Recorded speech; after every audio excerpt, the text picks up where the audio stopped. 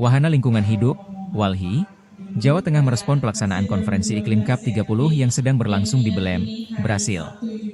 Forum tahunan tingkat global tersebut dinilai akan berpengaruh dalam konteks lokal Jawa Tengah terutama soal eksistensi hutan mangrove yang berada di kawasan pantai utara, Pantura, Jawa.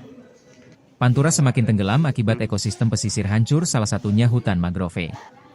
Di sisi lain, mangrove yang termasuk sebagai kawasan hutan tropis justru menjadi komoditas di pasar global yang dibahas dalam forum COP 30, kata Direktur WALHI Jateng, Fahmi Sebastian, dalam konferensi pers respon COP 30 di Kota Semarang, Sabtu, 15 November 2025, sore. Fahmi menegaskan, COP 30 memiliki korelasi dengan kawasan Pantura Jawa Tengah.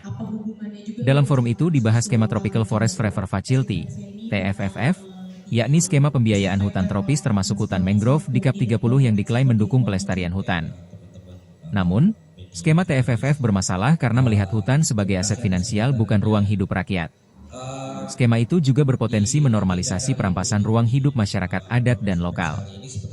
Negara yang terlibat bisa terjebak pada ketergantungan terhadap investor. Dalam dokumen RT/RW Jawa Tengah tahun 2024 hingga 2044, kawasan ini memiliki luasan mangrove existing mencapai 12.684 hektar. Jadi, kawasan ini apa sih ketika konferensi COP 30 itu kemudian dikaitkan di wilayah lokal Jawa Tengah, dalam hal ini ya konteksnya bencana banjir atau bencana alam lainnya? Ya, sebenarnya kita merespon bagaimana COP ini, salah satu COP ini kan isunya ngomong soal hutan.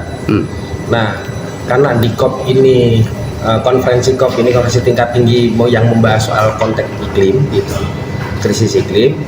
Nah, kita melihatnya adalah bagaimana sebenarnya ekosistem mangrove sebagai hutan tropis, salah satu hutan tropis, ya, dan menjadi ekosistem penting di wilayah pesisir, itu bisa dijaga untuk bagaimana memitigasi terkait dengan dampak-dampak krisis iklim itu sendiri, gitu.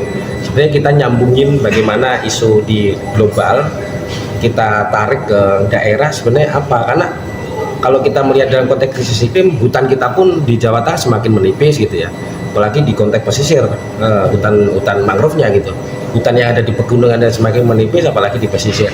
Nah, hal itu yang memang kita mencoba